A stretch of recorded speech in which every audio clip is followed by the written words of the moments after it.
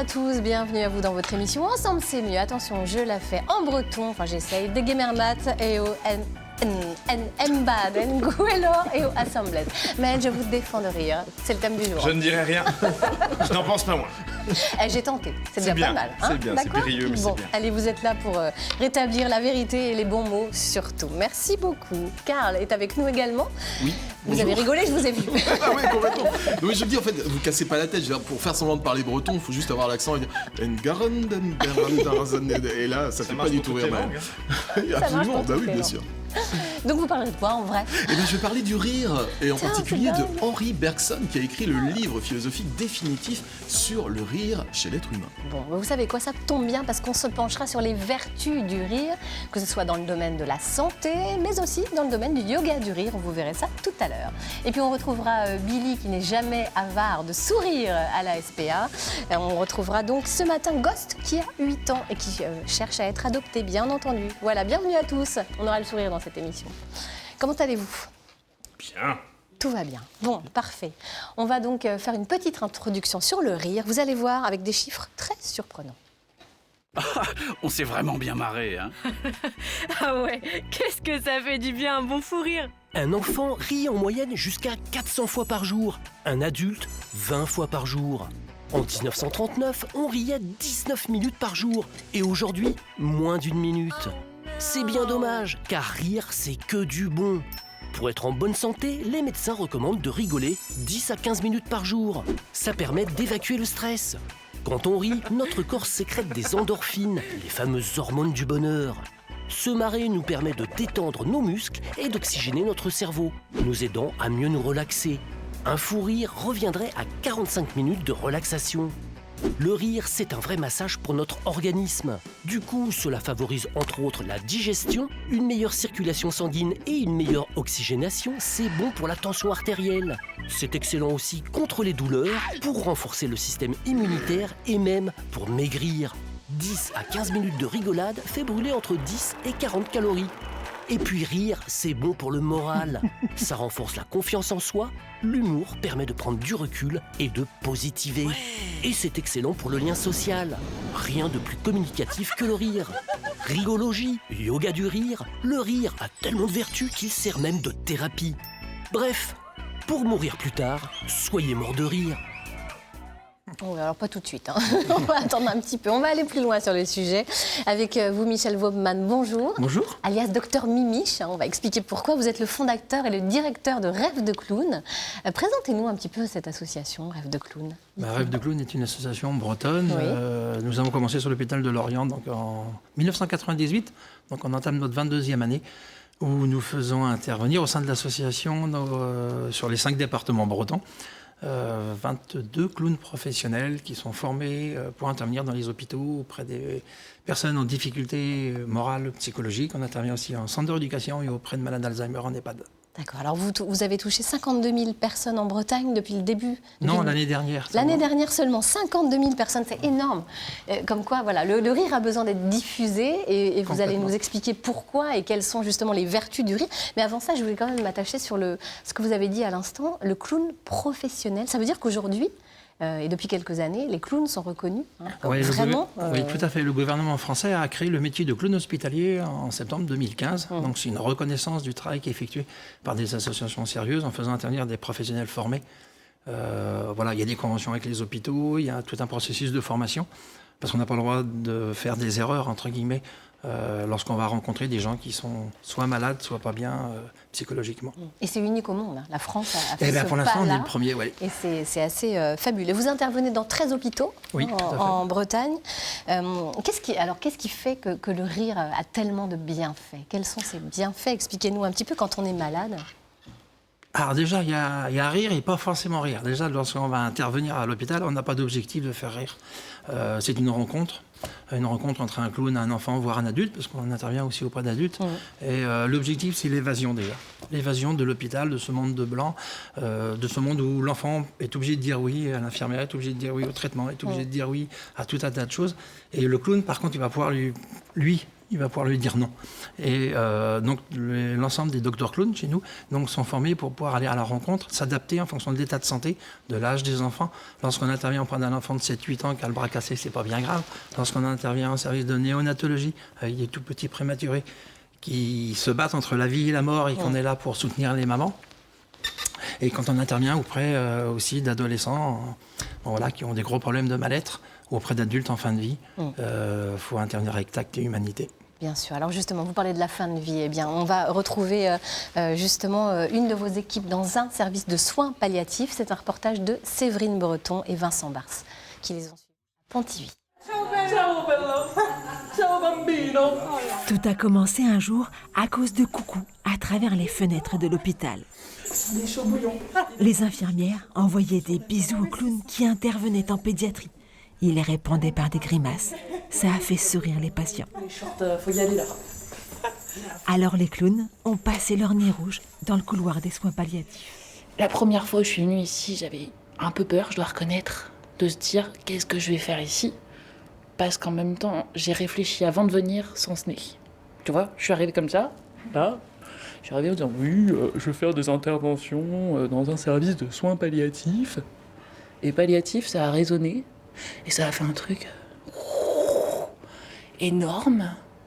Et d'un coup, tu te dis, c'est quoi ma mission? Et en vrai, quand tu remets ton nez comme ça, tu te dis, hey, j'ai envie d'aller rencontrer des gens. Et ben t'arrives ici et en fait, palliatif, c'est pas ce que tu vas retenir. Ce que tu vas retenir, c'est ce que t'as en ouvrant cette porte, ce que t'as en la refermant. Que oui, c'est des instants de vie qui sont hyper fragiles. Et en même temps, c'est des instants de vie. Et on est dans la vie. Tous les mercredis, Lucette et Décibel amènent donc leur petit grain de folie dans l'unité. Folie douce, toute douce et mesurée. Avant d'entrer dans les chambres, elles font le point avec les soignants. Elle ne se lève plus, donc vous la verrez au lit. Avec un moral pas au top parce que le projet c'est... De savoir qu'il aime les gâteaux, de savoir qu'il est corse, de savoir qu'il aime la musique, qu'il aime tel chanteur, c'est un truc qui nous aide beaucoup à rentrer dans sa vie en tant que patient, en tant qu'humain en fait, et pas en tant que patient malade quoi. C'est Lucette. Ouais, Lucette. Si t'entends un petit truc qui fait gling-gling... Ouais, les cloches. Oui, c'est la cloche. Non, pardon, c'est... pardon. C'est la cloche. C'est Décibel. Ah, t'es si faible. Elle remonte sur le moral. Et ça fait du bien. Moi, je trouve que c'est une soupape, en fait, parce que les patients, c'est pas souvent qu'ils rigolent. Avec leur chemin thérapeutique, c'est compliqué. Ils sont face à des émotions très, très lourdes, très dures. Et quand elles arrivent dans la chambre, eh bien là, voilà, on lâche, on rigole. On n'a plus la maladie, on n'a plus les problèmes, entre guillemets. Et ouais, une vraie soupape. Comme ça. Lucette et Décibel ne font pas un numéro. Tu le vois le cabriolet? On traverse la baie. Elles sont clowns, elles vont juste rencontrer Roger, Marie-Claire et vivre avec eux un instant. Les yeux battus, la mine triste. Tu ne dors plus, tu n'es que l'ombre de toi-même. Seul dans la lune, tu reprends une âme en peine.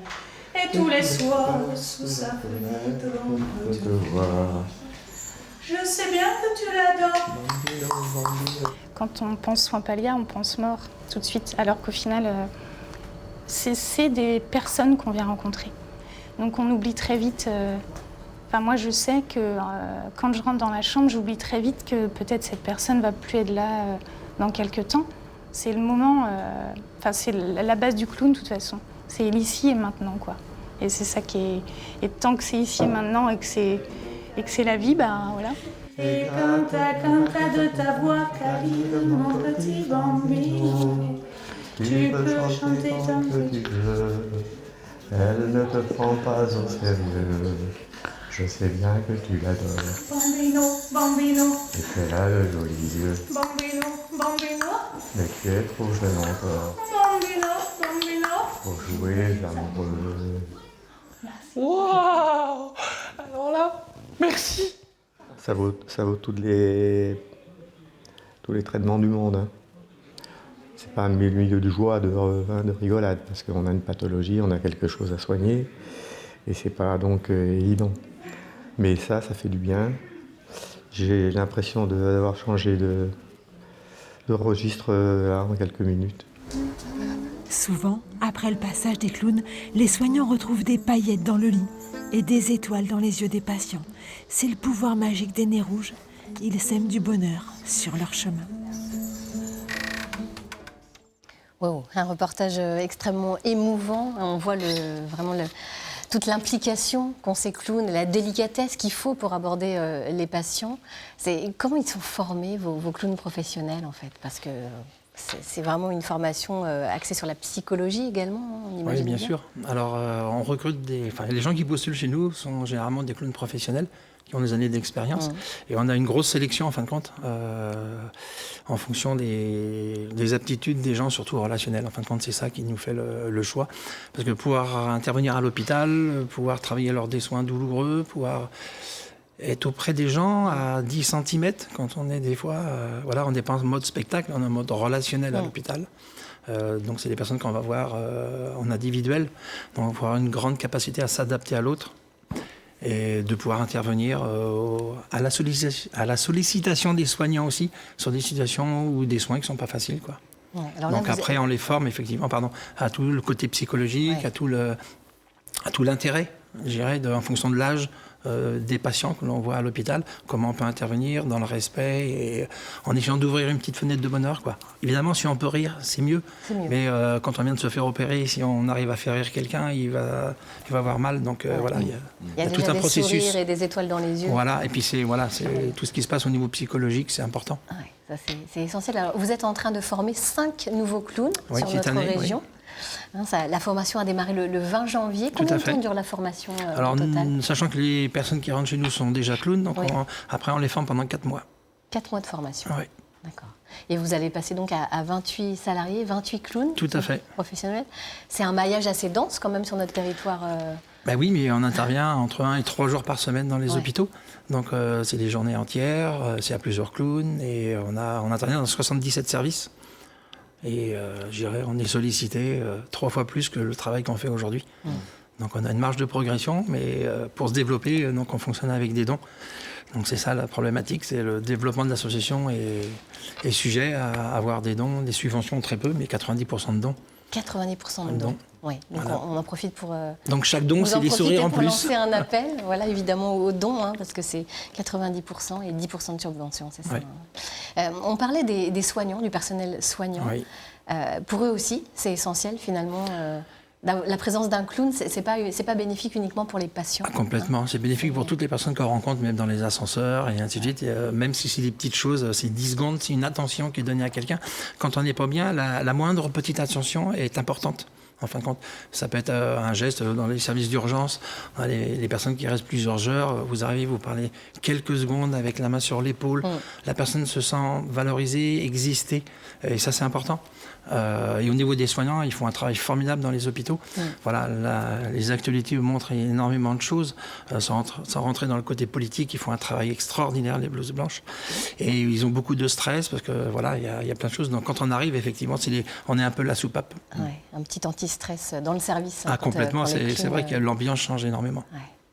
C'est une initiative magnifique. Vous la connaissiez, Karl, cette association? Oui, ça fait un moment que ça existe, effectivement. Mais moi, je suis extrêmement admiratif des gens qui peuvent venir. Alors, il y a des clowns, mais il y a aussi parfois des musiciens. Moi, j'ai des amis qui sont musiciens et qui interviennent aussi en hôpital, notamment dans les services pédiatriques. Et c'est vrai que c'est un tel rayon de soleil, un tel partage que tout le monde y gagne. C'est ce que vous disiez, Michel. Effectivement, tout le monde y gagne. C'est assez fabuleux. Et après, on le fait avec douceur aussi, quand vous êtes dans des services de réanimation, de soins intensifs. Donc on est dans une ambiance qui est très feutrée. Et c'est la relation avec l'autre qui compte. C'est pas les grands éclats de rire. Non, pas forcément. Des fois, bien sûr, des fois ça arrive, et tant mieux. On en a besoin. Mais après, c'est vrai que dans le service, s'il y a quelqu'un qui est prêt à décéder, il va falloir qu'on fasse pas trop de bruit dans le reste du couloir non plus. Donc c'est pour ça on fait les transmissions avec les soignants avant pour vraiment connaître l'ambiance du service et l'état de santé de chaque enfant, ou chaque adulte. Alors, les bienfaits du rire, bien sûr, ne sont plus à démontrer sur le plan psychologique. On va se tourner vers vous, Nathalie Abgral. On va aller un peu plus loin dans un domaine différent. Vous êtes animatrice en yoga du rire. sur la région rennaise. Vous intervenez dans quel cadre, vous, en fait? Alors, moi, en fait, je propose des séances de yoga du rire dans une maison de quartier, dans un cadre associatif, donc une fois par semaine. Et ça m'arrive également d'intervenir en entreprise, dans des séminaires, par exemple, ce genre de choses. D'accord. On est assez curieux quand même. Qu'est-ce que c'est le yoga du rire? Est-ce que c'est très différent du yoga classique postural qu'on connaît à peu près tous? Vraiment, c'est différent ou pas? Alors, oui, c'est différent. Après, ce qui va lier le yoga et le yoga du rire, c'est que ce sont des pratiques qui vont viser toutes les deux l'harmonie entre le corps et l'esprit. Donc en ça, elles se rejoignent. Maintenant, effectivement, le chemin pour y arriver est un peu différent. Comment vous avez découvert, vous, cette pratique? Vous faisiez du yoga avant ou pas du tout? Oui, non, du tout. Non, pas du tout. J'ai découvert ça un peu par hasard il y a 10 ans maintenant. Et voilà, ça a été un gros coup de cœur. Et donc, voilà, je n'ai pu arrêter depuis 10 ans. Alors très concrètement, racontez-nous comment se passe une séance de yoga du rire. Alors la séance de yoga du rire, elle va se dérouler en plusieurs temps. Le premier, en fait, ça va être un temps, on va dire, de détente, d'installation du lâcher-prise. On va préparer le corps, notamment le diaphragme, au rire, parce que du coup, le diaphragme va être très sollicité pendant la séance. Donc ça va être les premiers instants. Ensuite, je vais proposer donc des exercices de rire. Vous racontez pas de blagues. C'est un rire, on va dire, gratuit, quoi. C'est pas un rire déclenché. Ça ne repose absolument pas sur un rire intellectuel ou un rire. D'accord. Voilà, il n'y a pas de blague, ça fait pas appel. Il n'y a rien à comprendre. Oui, c'est ça. Comment? Il n'y a rien à comprendre. C'est pas une blague où il faut comprendre. Il n'y a rien à comprendre. On est sur le principe du rire sans raison. Sans raison. Et le corps ne fait pas la différence entre le rire sans raison et le rire suite à une blague ou un... Non.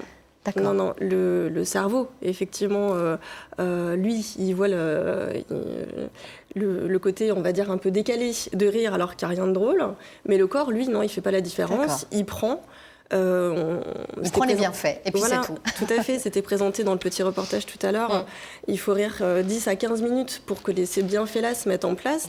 C'est ce qui va être proposé, du coup, en séance. Donc à la fois donc, sur une base d'exercice que l'animatrice, moi ou voilà, une autre, parce qu'on est plusieurs à se relayer, propose et que tout le monde fait ensemble. Le côté collectif de la séance va être important parce que bien évidemment le rire est communicatif. Donc c'est facilité, on va dire, ce rire-là activé, ce qui devient assez vite naturel au final.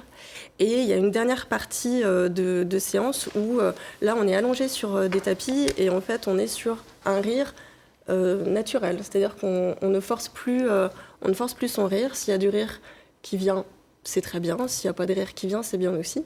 Mais là, pour ceux qui rient sur les tapis, on est vraiment sur un fou rire sans raison.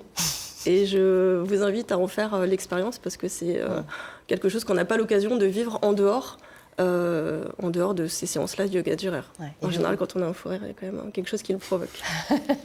C'est important que vous disiez ça, il faut en faire l'expérience, parce que en fait, vu de l'extérieur, vous dites ça peut toujours paraître un peu farfelu, un peu bizarre, mais quand on teste, quand on est dedans, là on voit un petit peu les effets, les bienfaits, mais c'est à chacun finalement de percevoir ça de manière très personnelle, très intime. Oui. Alors après, il y a donc une méthodologie qui permet à tout un chacun, en fait, dès la première séance, de découvrir ces bienfaits-là et de les ressentir vraiment physiquement.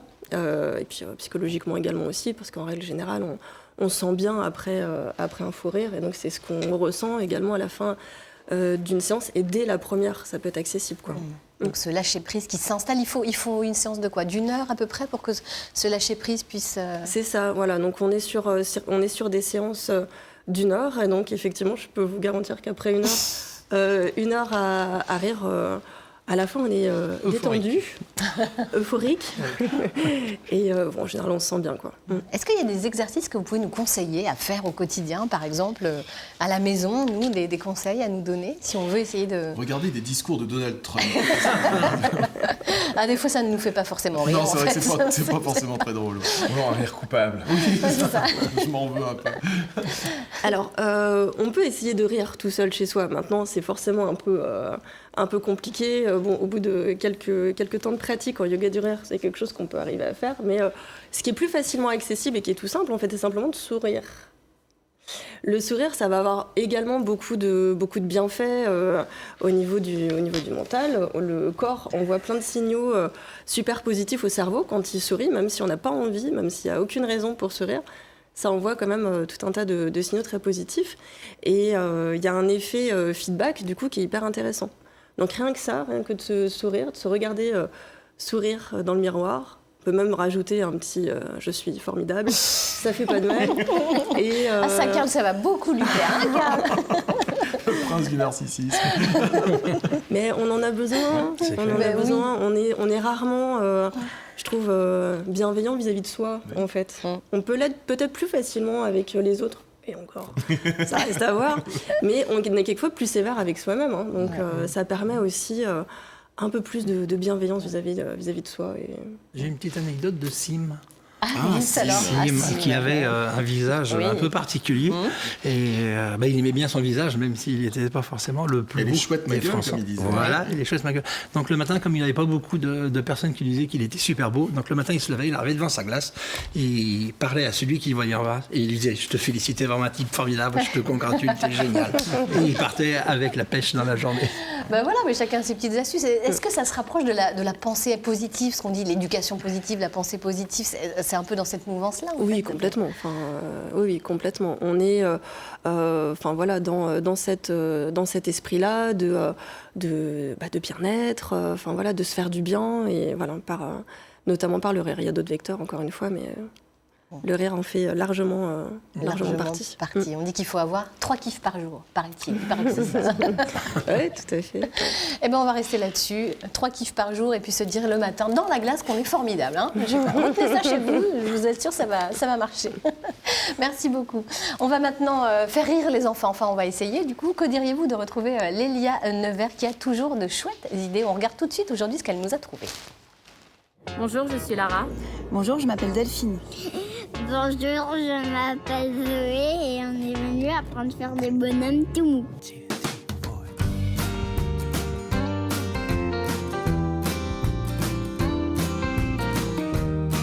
Bonjour. Bonjour. Aujourd'hui, je vous propose de fabriquer des bonhommes tout mous rigolos et avec très peu de matériel. Ouais, super. Super, on y va? Afin de réaliser nos bonhommes tout mous, on doit d'abord choisir la consistance qu'on veut leur donner. Utilisez tout ce que vous avez à la maison, de la farine, du riz, de la fécule de maïs. Nous, on va utiliser du sable fin. Donc saisissez-vous d'un entonnoir, installez votre ballon au bout et on va verser le sable fin dans l'entonnoir pour remplir notre ballon. Mais du coup, faut pas mettre trop de sable, sinon ça se bouche. Absolument, donc dites à vos enfants de prendre le temps aussi de verser le sable. Quand est-ce qu'on arrête de remplir? On met du sable fin jusqu'à ce que le ballon soit presque plein, pas plus. Et voilà, nos ballons sont prêts à devenir des bonhommes tout mous.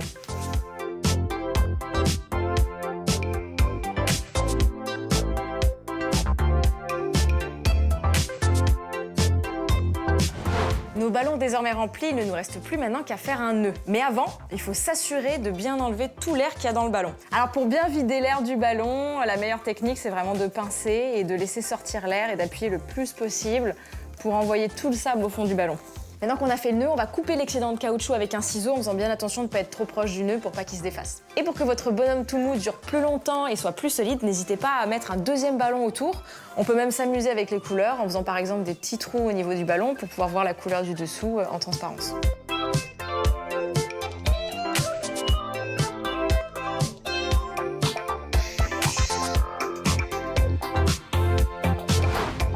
Pour terminer nos bonhommes tout mous, il ne nous reste plus qu'à les décorer. J'ai préparé en amont des petits pompons. Je vous en offre un à chacun. Tiens, je t'offre celui-ci. Et la dernière étape, maintenant, on va donner un visage à nos bonhommes. Donc dessiner une émotion qui est facile à reconnaître pour les enfants, la tristesse, la colère, la joie, avec un feutre. Zoé, t'as envie de dessiner quoi sur ton bonhomme? Un bonhomme content, en colère? Qui a peur. Qui a peur. Pour aller encore plus loin dans le jeu de nos bonhommes tout mous, je vous conseille de découper des petits morceaux de carton coloré. Dessus, on écrit les émotions qu'on a dessinées sur nos bonhommes tout mous et après, il s'agit de retrouver quelle étiquette va avec quel bonhomme. Ça peut aussi être un jeu de reconnaissance des couleurs. Donc du coup, c'est à la fois ludique et éducatif. C'est un jeu sensoriel qui permet à la fois de travailler les émotions, mais aussi la reconnaissance des couleurs. Merci. Avec plaisir.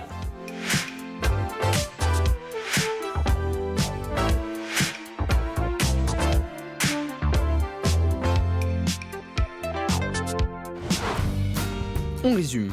Pour fabriquer des bonhommes tout mous, remplissez un ballon de baudruche de sable fin à l'aide d'un entonnoir. Videz l'air du ballon, puis faites un nœud. Coupez l'excédent de caoutchouc, puis ajoutez un deuxième ballon autour pour solidifier. Décorez votre ballon avec un visage et un pompon. Vous pourrez entraîner vos enfants à la reconnaissance des expressions. Et voilà, voici une activité simple et amusante pour jouer en famille. C'est vrai, Samuel, on n'a pas le droit de ramasser le Mais sable non. sur la plage, c'est pas bien. C'est pas bien. Non, c'est Faut mal. laisser le sable sur la plage. Oui, on peut aller je en sais. acheter si on veut dans des bons magasins de bricolage. Et encore. Merci beaucoup pour ce Désolé. petit message écologique. Vous avez bien raison. Mais non, le sable, Allez, ça un peu de sérieux dans ce monde de rigolade. On va retrouver la philo avec Karl, notre ami Karl. Oui, vous êtes intéressé. Est-ce bien sérieux? Tout cela est-il bien sérieux? On va Je voir. me pose la question. Bah, c'est ce qu'on va en voir tout tout de cas, suite. c'est vrai que parmi tous les philosophes, il y en a un qui a abordé de façon très sérieuse, en quelque sorte, le rire. C'est Henri Bergson, philosophe français, qui a fait paraître en 1900 un ouvrage qui porte un titre sans équivoque, Le Rire. C'est Henri Bergson, Le Rire, l'ouvrage qui fait référence, qui fait autorité en matière d'analyse, de compréhension de ce mécanisme étrange qui est celui du rire. Parce que le rire a quelque chose de très paradoxal. Chacun d'entre nous, même la personne la plus triste du monde, a ri au moins une fois dans sa vie. On sait ce que c'est que de rire. Et en même temps, on ne sait pas ce que c'est. On ne sait pas d'où ça vient, on ne sait pas comment ça se provoque, on ne sait pas pourquoi les choses qui font rire certains ne font pas rire d'autres. Bref, il y a ça de paradoxal. Et puis le deuxième paradoxe du rire, c'est que les animaux, eux, n'ont pas le temps de rire ou ils ont autre chose à foutre de leur vie que rire. L'homme est la seule créature au monde qui est capable de rire. Donc c'est quelque chose qui est à la fois vital mais pas nécessaire, parce que si vous ne riez pas, vous n'allez pas en mourir non plus. Mais voilà, le rire est quelque chose qui est en permanence chargé de paradoxes profonds. Et c'est pour ça que Bergson essaye d'analyser le pourquoi, le comment du rire et le retrace à travers tout cet ouvrage. Pourquoi rions-nous? Qu'est-ce qui provoque le rire? Et pourquoi est-ce qu'on y tient autant au rire? Avec toutes ces questions, effectivement, ça valait le coup que la philosophie se penche sur le sujet. Alors, comment Bergson analyse-t-il le rire? Alors, la première constatation de Bergson, c'est que le rire est un phénomène social, un phénomène socialisant. C'est-à-dire que le rire nous permet de nous rapprocher les uns les autres. Vous êtes par exemple dans la rue, et puis tout d'un coup, il y a quelque chose qui fait rire plusieurs personnes. Et bien immédiatement, les gens vont plus être amenés à se parler, à échanger sur ce qui vient de se passer. Le rire est un briseur de barrières immédiat. C'est-à-dire que c'est un processus qui est extrêmement socialisant. Et Henri Bergson dit, c'est pour ça aussi qu'il est extrêmement bien vu. On ne peut pas mépriser une personne avec qui on rit. On ne peut pas être totalement indifférent avec une personne avec qui on rit. Attention, pas une personne de qui on rit, parce que là, c'est un petit peu différent. Mais quand le rire est général, tout de suite, il y a un réflexe de solidarité qui va se mettre en place entre ces personnes. La deuxième chose, c'est que pour Bergson, le rire n'est provoqué que par quelque chose d'humain. On ne rit jamais de quelque chose de non humain. Par exemple, si vous êtes devant un paysage de montagne et vous dites « Ah, ce rocher est hilarant », non, c'est pas possible. Forcément, c'est de l'humain qui nous fait rire. Et ouais. Pourtant, les animaux, ils peuvent aussi nous faire rire quand oui, même. vous pensez, ma chère Laurence, oui, à tous ces lolcats qu'on voit sur Internet, les petites vidéos avec des chats qui nous font marrer ou des chiens qui nous font marrer. Mais non, c'est-à-dire qu'en fait, pour Bergson, ces petits chiens, ces petits chats nous font rire parce qu'ils ont une attitude qui nous rappelle les humains. Le petit chat, tout d'un coup, fait comme si c'était un bonhomme qui a faim et qui va piquer dans le frigo. Donc en fait, le rire n'est qu'un rappel à l'humanité. Et Bergson donne une définition du rire qui est restée célèbre, ou du moins chez les profs de philo ou les grands malades dans mon genre. Le rire, pour lui, c'est de la mécanique plaquée sur du vivant. Alors, il va falloir nous décoder tout ça. Ouais, qu'est-ce que ça veut dire de la mécanique plaquée sur du vivant? L'analyse Bergson est la suivante, c'est-à-dire que le rire, c'est l'inverse du phénomène qui nous fait vivre. Parce que pour vivre ou pour survivre, on a besoin de deux qualités essentielles qui sont la souplesse et l'adaptabilité. Nous, les êtres humains, nous sommes tout le temps en mécanisme d'adaptabilité. Par exemple, tout à l'heure, Michel et Nathalie, vous êtes arrivés sur ce plateau, vous n'êtes pas habitués au plateau de télé, vous n'en faites pas tout le temps, et donc, du coup, il a fallu vous adapter une attitude cool, essayer de vous couler un petit peu dans les us et les coutumes. On fait ça tout le temps. J'arrive dans un bus, j'arrive dans une salle, et tout d'un coup, j'essaye de m'adapter au monde autour de moi, à ne pas me faire remarquer, à me fondre dans le décor. Et tout d'un coup, bim, je tombe de ma chaise, il m'arrive quelque chose d'un peu ridicule, je perds mon pantalon, et là, tout d'un coup, le mécanique est plaqué sur du vivant. Je ne suis plus qu'une caricature, je ne suis plus qu'un objet. Je prête à rire les autres, et là, du coup, ce sont des humains qui se moquent de quelqu'un qui n'est plus vraiment un être humain, mais quelque chose qui nous rappelle un objet proche de l'être humain. C'est pour ça aussi, par exemple, que ce qui a fait rire les Français pendant plus de 20 ans, c'est les guignols de l'info. C'est-à-dire que tout d'un coup, on prenait des célébrités, c'est-à-dire des gens bien humains, et on les transformait en marionnettes, en des choses non humaines, et là, tout d'un coup, la mécanique de la marionnette était plaquée sur le vivant de ces personnages. Voilà, c'est l'analyse de Bergson en tout cas. Okay, donc ça veut dire que le rire peut être une chose cruelle. Ouais, absolument. Le rire est cruel. Comme je disais tout à l'heure, il rassemble les gens qui rient ensemble, mais il est toujours cruel pour quelqu'un qui prête à rire. Prenez le personnage de Charlot, par exemple, dans les films de Charlie Chaplin.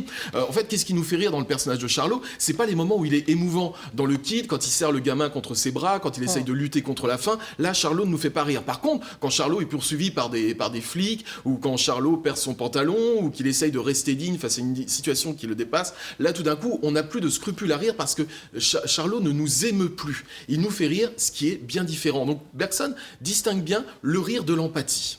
Ouais. Alors le rire, c'est quand même plutôt une bonne chose. Ouais, absolument. C'est même une chose essentielle pour la vie sociale parce qu'il permet de destituer un petit peu, de faire tomber de leur piédestal peut-être des personnes un petit peu trop arrogantes comme Maëlle par exemple, des personnes un peu trop imbues d'elles-mêmes comme Maëlle par exemple, ou des personnes carrément imbuvables comme Maëlle par exemple. Excusez-moi, mais comme vous êtes le seul autre chroniqueur aujourd'hui, Maëlle, je suis obligé de moi, tant qu'à faire. Tant qu'à faire, voilà. Donc en faisant ça, évidemment, en faisant rire à propos de Maëlle, je viens un petit peu de le transformer en objet. Je suis désolé, Maëlle. Vous êtes une mécanique plaquée sur du vivant. Voilà, j'ai transformé Maëlle en personnage mécanique pour le bien de ma démonstration. D'accord, bon. Alors du coup, je vais me casser la figure. Vous pensez qu'il va rester votre ami? Compenser ce que j'ai fait. Voilà. Bon, vous restez amis quand même, hein? Peut-être. Bon, on va passer un reportage. Vous allez vous étriper tranquillement pendant, et puis on vous retrouve après, Maëlle. Avec plaisir.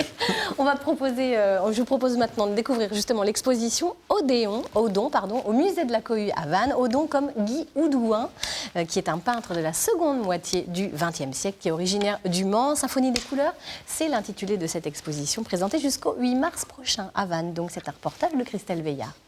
Vous restez calme, vous, hein? Toujours. Des formes et des couleurs vives, pures, primaires, c'est ce qui frappe chez Odon. Peintre, graveur, sculpteur, au fil du temps, il a fait du papier son matériau de prédilection. De support, il est devenu objet. Il va plier, faire des bandes de papier, les peindre recto, verso, les découper, les natter, les tresser, les vriller, les torsader. Enfin, c'est tout ça en fait, donc c'est difficile à décrire, mais il va en faire parfois des sculptures monumentales comme vous le voyez ici, quoi. Et qui se jouent des vides et des pleins, et ça c'est très important, parce que la lumière est très très importante chez Odon. Des œuvres presque comme des vitraux pour l'artiste, imprégnées d'une profonde spiritualité et dont l'œuvre va évoluer après un accident cardiovasculaire. Sombre, elle devient peu à peu plus lumineuse, plus abstraite aussi. La vannerie, activité de sa rééducation, devient un axe majeur de son travail, une technique, un art en forme de thérapie. C'est un travailleur acharné. Tous les jours, il est dans son atelier. Il travaille 10 à 12 heures par jour. Et donc c'est quelque chose qui est très éprouvé techniquement et qui aussi apparaît très simple, très proche en fait. C'est quelque chose qui peut nous toucher très facilement. L'œuvre d'Odon, un parcours de vie, un cheminement malgré les épreuves vers la joie et la sérénité.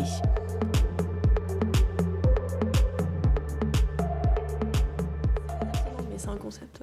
Voilà, c'est désarçonnant, mais c'est un concept. On parlait du rire sans fondement et on va parler du rire avec fondement, puisqu'on va bien rigoler avec les chroniques de Maëlle. On peut parler du fondement de Karl aussi, si vous le souhaitez. Ça peut... Je voulais pas aller jusque-là tout de suite. Voilà, ils se sont réconciliés. Ça y est, ils rigolent tous les deux, c'est que c'est bon. Mais oui, on rit, on se taquine, ça fait rire. Allez, Maëlle, on va s'attacher au mot du rire en breton. Hein. Mais oui, parce qu'on rit aussi en breton, bien que cela puisse surprendre peut-être certains. Et ils se trompent évidemment, car j'ai quelques recueils, dont celui-ci en particulier sur les injures bretonnes et ce qu'on en voit, je ne suis pas sûr, qui est, ma foi, particulièrement riche. Encore une fois, merci Martial Ménard, qui nous a quittés, mais qui a dédié une bonne partie de sa vie à collecter bon paquet de saleté quand même. Faut l'admettre. Alors rire en breton se dit Hwarzin. Hwars, c'est le rire. Hwarzin, c'est l'action de rire. Et puisque vous aimez bien le gallois, je le sais bien, en gallois, qui est notre langue la plus proche, ou presque, on dit Hwerdin. Donc voilà, vous remarquerez qu'on est quand même pas loin. Donc Hwarzin, si on parle à un gallois, il comprendra au moins ça. Le mieux étant de rire avec lui. Oui, un éclat de rire, alors là le mot est quand même absolument hallucinant, Dirargaden. Ça donne envie comme mot, c'est pas mal. Hein. Dirargaden. Ça peut évoquer l'action de lâcher, vraiment de se lâcher. Ah, le lâcher-prise, C'est vraiment le lâcher-prise qui est contenu dans ce mot-là. C'est assez intéressant parce que, pour le coup, souvent, j'ai eu des éclats de rire, je vous avoue, et en breton, suite à des blagues en breton, mais utiliser le mot Dirargaden, j'avoue, je n'avais jamais fait. En tout cas, je le vois. Et sourire, alors c'est très joli en breton, sourire se dit Mousroarzin. Alors, Hwarzin, de rire, et sourire, c'est Mousroarzin, c'est vraiment... Je trouve, pour moi en tout cas, on entend dans ce mot-là l'action de sourire. Alors, souriant, mousroirzus, mousroirs, pour un sourire. Alors, blaguer, je ne l'avais pas mis, et puis finalement, j'y ai pensé. Blaguer se dit farsal. On retrouve farsal pour blaguer. Alors, évidemment, il y a des expressions, et surtout des expressions très courtes, des expressions imagées autour du rire. Et une qui m'a fait beaucoup rire, qui est Hwarzin glaz. On dit en français rire jaune. On utilise bien une couleur. En breton, on va utiliser une autre couleur, mais qui est la plus compliquée de toutes les couleurs. Puisque c'est glace. Mais bleu, mais non. Puisque en breton, l'herbe est bleue aussi. Ah bah oui. Les arbres sont bleus. Puisque le bleu de la nature se dit glace. Seul le vert de la nature se dit glace. Vous voyez, j'en perds mes mots. Seul le vert artificiel, la couleur verte de la peinture, par exemple, va se dire guer. Mais sinon, et d'ailleurs c'est une homophone également comme en français, avec le vert vert. Alors guer, c'est aussi un vert vert, et le vert, la couleur vert. Vous me suivez, c'est facile, vert, bleu. Donc on rit bleu, mais on pourrait aussi bien dire rire vert, puisqu'on ne fait pas la différence. Hwarzin, glaz, en tout cas ça veut bien dire en français rire jaune. Le mot minaudé m'a fait rire aussi, c'est fichellat. Fichal ou fichellat, les deux existent. Je vous avoue, je ne les ai jamais entendus. Alors, quand on rit à gorge déployée, il y a une notion non pas d'extérioriser quelque chose, comme ce que peut faire penser en français à gorge déployée, vraiment là. C'est Oberhofat-Hwars.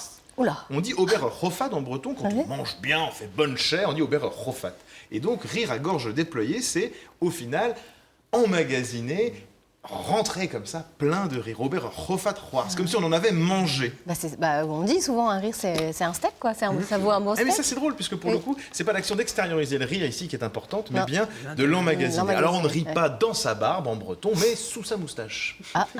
Hwarzin, dindan nevuru. Donc, c'est bien, non pas derrière, mais dessous. Dindan nevuru. Alors, pour rire du bout des lèvres, ça m'a beaucoup fait plaisir, elle est très poétique. On dit Hwarzin uzanavel.